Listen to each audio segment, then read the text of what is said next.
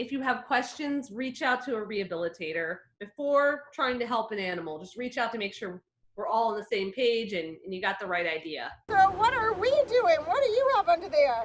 This is a goose who got hit by a car and has a broken leg. And with birds, you keep their wings close to their bodies so that they can't flap around and break their wings. And wild animals, you always want to cover their eyes so that they don't get really afraid and really upset. You've done this before.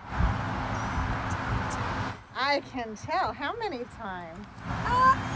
I was a wildlife rehabilitator. Well, I'm hanging out with Teensay. I'm so excited to meet you. You're the owner of A.E.R.O. Yep, it's A.E.R.O. It's Animal Education and Rescue Organization. So can you tell us more about your organization? We are wildlife rehabilitators, which means that we take animals that are injured out in the wild and we provide vet care and rehabilitation to get them, recovered and back out to where they came from.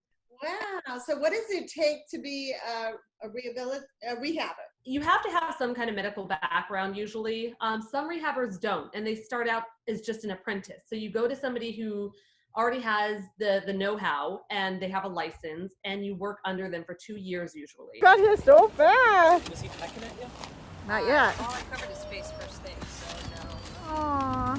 Protect the animal. Tell me something. We're gonna take him to the vet. You can see that Blue has a little chip at the top of his shell where he was kind of chewed on by somebody. But sometimes they do really well. They recover really well and they can go right back out into the wild. So Casey, how long does it take to do what you do? Even though it takes a long time to be a rehabilitator, we have several opportunities, volunteer opportunities that only take a few hours of training before you can help out.